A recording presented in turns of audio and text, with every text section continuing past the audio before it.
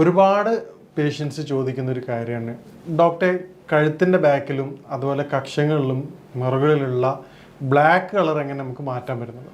അപ്പം അതിന് പറ്റിയ ഏറ്റവും എഫക്റ്റീവായിട്ടുള്ള ഒരു പേക്കിനെ കുറിച്ചാണ് ഇന്ന് സംസാരിക്കുന്നത്.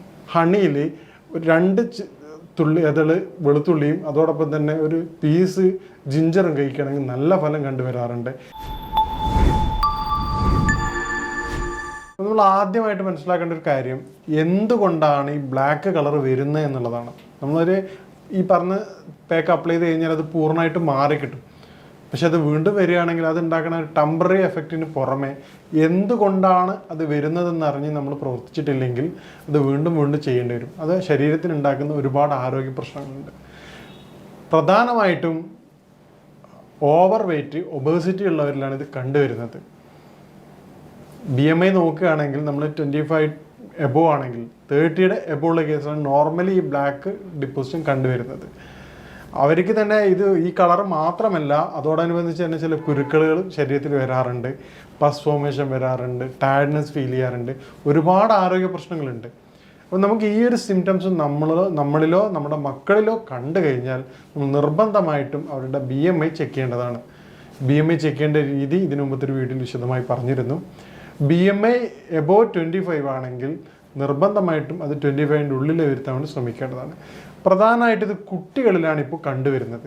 അതിൻ്റെ ഏറ്റവും പ്രധാനപ്പെട്ട കാര്യം, കുട്ടികൾ ഇപ്പോൾ ഇന്നത്തെ സ്കൂൾ ലൈഫ് നോക്കുകയാണെങ്കിൽ നമ്മളിപ്പോൾ ഡോർ ടു ഡോറാണ്. വീടിൻ്റെ ഫ്രണ്ടിൽ നിന്ന് സ്കൂൾ ബസ്സിലേക്കോ വെഹിക്കിളിൽ കയറ്റിയിട്ട് കുട്ടികൾ അവിടെ കൊണ്ട് ഇറക്കി, അതുപോലെ തന്നെ ക്ലാസ്സിലെത്തി. പല സ്കൂളുകളിലും പ്ലേ ഗ്രൗണ്ട് എന്നുള്ളത് വെറും പേരിന് മാത്രമാണ്, ചില സ്കൂളുകളിൽ അഫിലിയേഷന് മാത്രമാണ്. കുട്ടികൾക്ക് കളിക്കാനുള്ള അവസരങ്ങൾ കിട്ടുന്നില്ല. പക്ഷെ അവർ കഴിക്കണ ഫുഡുമായിട്ട് കമ്പയർ ചെയ്യുമ്പോൾ അത് രണ്ടും തമ്മിൽ ഒരിക്കലും യാതൊരുവിധ പൊരുത്തപ്പെടുന്നുണ്ടാണ്. കാരണം ഇതിൻ്റെ എത്രയോ മടങ്ങാണ് കുട്ടികൾ കഴിക്കുന്ന ഫുഡ്. ഉദാഹരണത്തിന് അവർക്ക് സ്നാക്സ് ആയിട്ട് കൊടുക്കുന്നത് ബിസ്ക്കറ്റ്സ് ആയിരിക്കും. ഈ ബിസ്ക്കറ്റിലൊക്കെ ക്രീം ബിസ്ക്കറ്റ് ആയിരിക്കും. ക്രീം ബിസ്ക്കറ്റിലൊക്കെ അടങ്ങിയിരിക്കുന്ന കലോറി ഹൈ ആണ്. അത് അവിടെ ഇരുന്നിട്ട് വെറുതെ സ്നാക്സ് ആയിട്ട് കഴിക്കുകയാണ്. അല്ല, ചില സ്കൂളിൽ ഇപ്പോൾ അടുത്ത കാലത്തായിട്ട് CBSE പറഞ്ഞു, ഒഫീഷ്യലി അവർ അനൗൺസ് ചെയ്തിരുന്നു, സ്കൂളുകളിൽ നിന്ന് ജങ്ക് ഫുഡ് പൂർണ്ണമായിട്ടും സ്കൂൾ ക്യാൻറ്റീൻ നിരോധിക്കണം.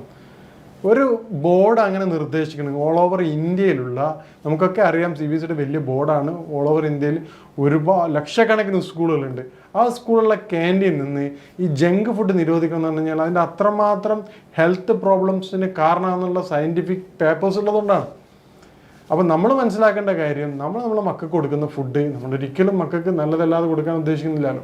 അപ്പോൾ അവർക്ക് കൊടുക്കുന്ന ഫുഡ് ന്യൂട്രിറ്റീവ് ആയിട്ടുള്ള, ഉദാഹരണത്തിന് സ്നാക്സ് ടൈമിൽ നിങ്ങൾക്ക് ഡ്രൈ ഫ്രൂട്ട്സുകൾ ആഡ് ചെയ്യാം. 1-2 ഈത്തപ്പഴം, അതോടൊപ്പം തന്നെ കാഷ്യൂ, വാൾനട്ട് തന്നെ ബെസ്റ്റാണ്. കാരണം റിച്ച് ഇൻ ആൻറ്റി ഓക്സിഡൻസ് ആണ്, ബ്രെയിൻ പവർ കൂട്ടും. പിസ്ത 1-2 മതി, നിങ്ങൾ ഓവറായിട്ട് കൊടുക്കേണ്ട ആവശ്യമില്ല. 1 വീക്ക് ഈ പറഞ്ഞ് മിക്സ് ആയിട്ട് കൊടുത്തു കഴിഞ്ഞാൽ 3-4 നട്ട്സ് കൊടുത്തു കഴിഞ്ഞാൽ തന്നെ കുട്ടികൾ ഹാപ്പിയാണ്. അവർ കലോറിക് വാല്യൂയും കുറവാണ്, ആൻറ്റി ഓക്സിഡൻറ്റ് റിച്ചാണ്, ഒരുപാട് ബെനിഫിറ്റ് ഉണ്ട്. അപ്പോൾ ഇത്തരത്തിൽ നമ്മൾ ഫുഡിൽ കൺട്രോൾ വരുത്തേണ്ടത് അടിയന്തരമായിട്ട് ശ്രദ്ധിക്കേണ്ട കാര്യമാണ്. പിന്നെ ഇന്നത്തെ അവസ്ഥയിൽ കാർബോഹൈഡ്രേറ്റിൻ്റെ അളവ് കുറയ്ക്കേണ്ടതാണ്.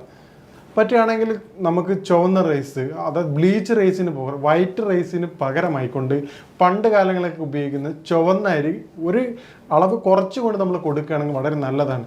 ചില പേരൻസ് ഇപ്പോഴും അവരുടെ പണ്ട് കാലത്ത് എങ്ങനെയാണോ അമ്മയും അച്ഛനും കുടുംബക്കാരും ശീലിപ്പിച്ച് അതേ മെത്തഡാണ് യൂസ് ചെയ്യുന്നത്.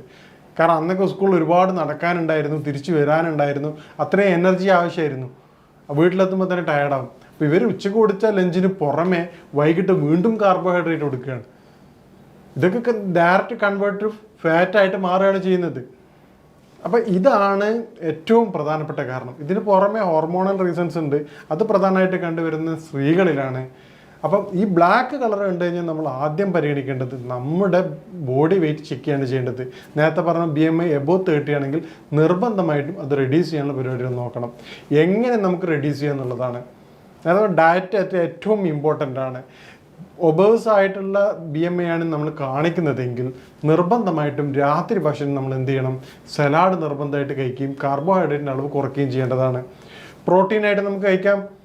സ്കൂൾ കൊണ്ടുപോകുമ്പോൾ എന്ത് ചെയ്യുക, ഇറച്ചിയോ മീനോ കഴിക്കും. പക്ഷേ അത് ഡീപ്പ് ഫ്രൈ അല്ലാതിരിക്കണം. ഫ്രൈഡ് ആയിട്ടുള്ള ഐറ്റംസ് പരമാവധി ഒഴിവാക്കേണ്ടതാണ്. കാരണം ഫ്രൈ ഐറ്റംസ് വരുമ്പോൾ അത് നോൺ വെജ് ആണെങ്കിലും, ഇപ്പോൾ കോളിഫ്ലവർ ആൾക്കാരുടെ കൺസെപ്റ്റ് അനുസരിച്ച് ഫാറ്റ് എന്നുള്ളത് ചിക്കനും മട്ടനും ബീഫും മാത്രമാണ്. നിങ്ങൾ കോളിഫ്ലവറും ഫ്രൈ ചെയ്ത് കൊടുക്കണം, അതും ഹൈ ഡേഞ്ചറാണ്. ഡീപ്പ് ഫ്രൈ പരമാവധി ഒഴിവാക്കുക. ഡീപ്പ് ഫ്രൈ ഒഴിവാക്കുന്നതിലൂടെ നമുക്ക് ഒരുപാട് ഹെൽത്ത് ബെനിഫിറ്റ് ഉണ്ടാവാറുണ്ട്. ഈ രൂപത്തിൽ നമ്മൾ ഡയറ്റ് കൺട്രോൾ ചെയ്യുകയാണെങ്കിൽ ഈ ബ്ലാക്ക് പിഗ്മെൻറ്റേഷൻ വളരെ കുറഞ്ഞു വരുന്നുണ്ട്. ഇനി എന്താണ് നമുക്ക് ബ്ലാക്ക് പിഗ്മെൻറ്റേഷന് ചെയ്യാൻ പറ്റുന്നത്? മറ്റു പല കാര്യങ്ങൾ നോക്കാം. കൃത്യമായിട്ടുള്ള ഉറക്ക്. കുട്ടികളെ വൈകിട്ട് നേരത്തെ തന്നെ ഉറക്കിയതിന് ശേഷം മോർണിംഗിൽ എഴുന്നേൽപ്പിക്കുക. ചെറിയ ചെറിയ ആക്ടിവിറ്റീസ് അവരെ കൊണ്ട് ചെയ്യിക്കുക. കാരണം കുറച്ച് ഫിസിക്കൽ ആക്ടിവിറ്റീസ് ചെയ്യിക്കുക. അവരുടേതായ റൂമുകൾ ക്ലീൻ ചെയ്യാൻ അവരോട് ആവശ്യപ്പെടുക, അല്ലെങ്കിൽ ചെറിയ ചെറിയ വർക്കുകൾ അവരോട് ആവശ്യപ്പെടുക, ചെറിയ ചെറിയ ക്ലീനിങ്ങൾ അവരോട് ചെയ്യാൻ പറയുക. ഈവനിങ് ഒരു ഹാഫ് ആൻ അവർ ടു അല്ലെങ്കിൽ മാക്സിമം 20 to 30 minutes ഒരു സൈക്കിൾ വാങ്ങിക്കൊടുത്തിട്ട് സൈക്ലിംഗ് ചെയ്യാൻ പറയുക, അല്ലെങ്കിൽ ചെറുതായിട്ട് ഗാർഡനിങ്ങിന് സഹായിക്കാൻ പറയുക. ബോഡി കംപ്ലീറ്റ് ആയിട്ട് മൂവ് ചെയ്യുന്ന എന്തെങ്കിലും ഒരു ആക്ടിവിറ്റീസിലോട് മക്കളോട് നിർബന്ധമായിട്ടും ഇൻവോൾവ് ചെയ്യാൻ പറയാം. ഇത് എന്തിനാണ് പറഞ്ഞത്? തുടർച്ചയായിട്ട് ഇത് വരാതിരിക്കാനുള്ള കാര്യമാണ് പറഞ്ഞത്. ഈ ബ്ലാക്ക് കളർ ഡിപ്പോസിഷൻ തുടങ്ങിക്കഴിഞ്ഞാൽ അത് ബോഡിയുടെ മെക്കാനിസത്തെ ബാധിച്ചു എന്നുള്ളതാണ് ഒരു വശം. അപ്പോൾ ഇത് പൂർണ്ണമായിട്ട് മാറ്റുന്നതിലൂടെ എന്താവും? നമുക്ക് നോർമൽ പഴയ അവസ്ഥയിലേക്ക് തിരിച്ചു പോകാൻ പറ്റും. ഇനി ഇതിന് പറ്റിയ ഫേസ് പാക്കിന്, ഇതിന് പറ്റിയ പാക്കിനെ കുറിച്ചാണ് സംസാരിക്കുന്നത്. അപ്പോൾ ഈ പറഞ്ഞ കക്ഷങ്ങളിലും കഴുത്തിന് പുറകിലുള്ള ബ്ലാക്ക് കളർ മാറാനുള്ള മികച്ച പാക്കിനെ കുറിച്ച് നമുക്ക് പരിചയപ്പെടാം. പ്രധാനമായിട്ട് ഇത് 3 സ്റ്റെപ്സാണ് ഇതിനുള്ളത്. ആദ്യത്തെ സ്റ്റെപ്സിൽ നമ്മൾ ഉപയോഗിക്കുന്നത് ആ ഭാഗങ്ങളിൽ ബ്ലാക്ക് കളർ വന്ന ഭാഗങ്ങളിലുള്ള സ്കിന്ന് സോഫ്റ്റ് ചെയ്യാണ് ചെയ്യുന്നത്. അതിനുവേണ്ടി ഉപയോഗിക്കുന്ന 2 മെറ്റീരിയലാണ്. ഇതിൽ ഏതെങ്കിലും ഒന്ന് നിങ്ങൾക്ക് അപ്ലൈ ചെയ്യാം. നോർമലി നമുക്ക് എല്ലാവർക്കും ഈസി അവൈലബിൾ ആയിട്ടുള്ള റോസ് വാട്ടറാണ്. അത് ബുദ്ധിമുട്ടുണ്ടെങ്കിൽ നിങ്ങൾക്ക് എന്ത് ചെയ്യാം? റോസ് വാട്ടറിന് പകരം വാട്ടർ ഉപയോഗിക്കാം. ചൂടുവെള്ളം നല്ല ഫ്രഷ് ആയിട്ടുള്ള ടവൽ എന്ത് ചെയ്യുക? ആ ഭാഗങ്ങളിൽ ഒരു 3 മിനിറ്റ് മെല്ലെ പ്രസ് ചെയ്യാം. റോസ് വാട്ടറാണ് കിട്ടുന്നതെങ്കിൽ തലേന്ന് രാത്രി അത് പെട്ടി അപ്ലൈ ചെയ്തതിന് ശേഷം ഒരു കോട്ടൺ വെച്ചിട്ട് അപ്ലൈ ചെയ്യുക. തുടർച്ചയായിട്ട് ഒരു 3-4 പ്രാവശ്യം ചെയ്തതിന് ശേഷം അതിന് മാത്രം ഈ പറഞ്ഞ സെക്കൻഡ് സ്റ്റെപ്പിലേക്ക് കിടക്കാം. സെക്കൻഡായിട്ട് നമ്മൾ ഉപയോഗിക്കുന്നത് ബ്ലീച്ചിങ് ഏജൻ്റാണ്. ബ്ലീച്ചിങ് ഏജൻ്റായിട്ട് നമ്മൾ ഉപയോഗിക്കുന്നത് 2 ടീസ്പൂൺ ഉപ്പാണ്. അതോടൊപ്പം തന്നെ 2 ടീസ്പൂൺ ഒലീവ് ഓയിലും 2 ടീസ്പൂൺ ബേക്കിംഗ് സോഡയും. ഇത് 3 ചേർത്ത് കൊണ്ട് നമ്മളൊരു പേസ്റ്റ് രൂപത്തിലാക്കുകയാണ് ചെയ്യുന്നത്. അതിനുശേഷം നമുക്ക് ഇത് ആ വന്ന ഭാഗങ്ങൾ, ഇപ്പോൾ കഴുത്തിൻ്റെ പുറത്തായാലും കക്ഷങ്ങളിലായാലും സോഫ്റ്റായിട്ട് സ്ക്രബ് ചെയ്യേണ്ടതുണ്ട്. നമ്മൾ ഈ പറഞ്ഞ പ്രോസസ്സ് നടത്തിയത് കൊണ്ട് സ്കിന്ന് സോഫ്റ്റ് ആയത് ചെക്ക് ചെയ്യാം. വലിയ കുഴപ്പമില്ലാത്ത കുട്ടികളിലൊക്കെ ആണെങ്കിൽ വളരെ സോഫ്റ്റായിട്ട് സ്ക്രബ്ബർ വാങ്ങാം. വളരെ സാവധാനം എന്ത് ചെയ്യുക? നന്നായിട്ട് 1-2 മിനിറ്റ് നന്നായിട്ട് സ്ക്രബ് ചെയ്യുക. അതിന് ശേഷം ഒരു 2 to 3 മിനിറ്റ് ഇൻ്റർവെൽ എടുത്തതിന് ശേഷം ചെയ്യുക. 2 പ്രാവശ്യം ചെയ്തതിന് ശേഷം നമുക്ക് ആ ഭാഗം വളരെ സോഫ്റ്റായിട്ട് തന്നെ ഇളം ചൂടുവെള്ളത്തിൽ ക്ലീൻ ചെയ്യാം. അതിന് ശേഷം ഇനി നമ്മൾ അപ്ലൈ ചെയ്യേണ്ടത് 3ാമത്തെ സ്റ്റെപ്പാണ്. 3ാമത്തെ സ്റ്റെപ്പിൽ പ്രധാനമായിട്ട് വരുന്നത് 2 ടീസ്പൂൺ തൈരും അതോടൊപ്പം തന്നെ 2 ടീസ്പൂൺ കടലപ്പൊടിയാണ്. നന്നായിട്ട് മിക്സ് ചെയ്യുക. ചില ആൾക്കാർക്ക് നേരത്തെ സോഫ്റ്റിങ് സ്കിൻ ആയതുകൊണ്ട് തന്നെ ഈ ആസിഡ് ടൈപ്പ് അലർജി ഉള്ള സെൻസിറ്റീവ് ആയിട്ടുള്ള സ്കിന്നുകളാണെങ്കിൽ നിങ്ങൾ പ്രത്യേകം ശ്രദ്ധിക്കുക. അതിൽ 3ാമത്തെ കണ്ടന്റ് ആയിട്ടുള്ള ചെറുനാരങ്ങ ഒഴിവാക്കേണ്ടതാണ്. സെൻസിറ്റീവ് അല്ലാത്ത ആൾക്കാർക്ക് എന്ത് ചെയ്യാം? നാച്ചുറൽ ബ്ലീച്ചിങ് ഏജൻ്റായിട്ട് ചെറുനാരങ്ങ എഫക്റ്റീവാണ്. ചെറുനാരങ്ങയുടെ പവർ എന്ന് പറഞ്ഞാൽ ആ ഭാഗങ്ങൾ എന്ത് ചെയ്യും? ഡീപിഗ്മെൻറ്റ് ചെയ്യും. ആ ഭാഗങ്ങളിലുള്ള ബ്ലാക്ക് കളറ് പെട്ടെന്ന് തന്നെ കുറച്ചുകൊണ്ടിരും. അതുകൊണ്ട് സെൻസിറ്റീവ് ആയിട്ടുള്ള സ്കിന്നുകാർ ചെറുനാരങ്ങ ഒഴിവാക്കേണ്ടതാണ്. കുഴപ്പമൊന്നുമില്ലാത്ത ആൾക്കാർക്ക് അളവ് കുറച്ചുകൊണ്ട് ഉപയോഗിക്കാം. നോർമലി നിങ്ങൾക്ക് നേരത്തെ പറഞ്ഞ ക്വാണ്ടിറ്റിക്ക് 2 ടീസ്പൂൺ തൈരിനും 2 ടീസ്പൂൺ കടലപ്പൊടിക്കും എന്ത് ചെയ്യാൻ പറ്റും? ഹാഫ് സൈസിലുള്ള ഒരു ചെറുനാരങ്ങ, നോർമലായിട്ടുള്ള ഹാഫ് ചെറുനാരങ്ങയുടെ നീരും പിഴിഞ്ഞ് ഒരു 15 to 20 മിനിറ്റ്സ് അവിടെ വെച്ചതിന് ശേഷം ഇളം ചൂടുവെള്ളത്തിൽ അപ്ലൈ ചെയ്ത് ക്ലീൻ ചെയ്ത് കഴിഞ്ഞാൽ നല്ല മാറ്റം കാണും. ഈ ഡാർക്ക്നെസ് കൂടുതൽ ക്രോണിക് അല്ലാത്ത അല്ലെങ്കിൽ വളരെ പഴക്കമല്ലാത്ത ഡാർക്ക്നെസ്സൊക്കെ വളരെ മികച്ച ഫലം കാണും. ക്രോണിക് ആണെങ്കിൽ നിങ്ങൾ തുടർച്ചയായിട്ട് ഒരു 15 days 2 weeks ഇൻ്റർവെല്ലിൽ ചെയ്യേണ്ടതാണ്. നിങ്ങൾക്ക് വിത്തിൻ 3 months കൊണ്ട് നല്ല മികച്ച ഫലം ലഭ്യമാണ്. ഇനി നമുക്ക് ഹോം റെമഡീസ് ആയിട്ട് ഭക്ഷണം കഴിക്കുന്നതിന് കൂടെ തന്നെ ഇതിൻ്റെ കൂടെ തന്നെ നമുക്ക് എന്ത് ചെയ്യാൻ പറ്റും?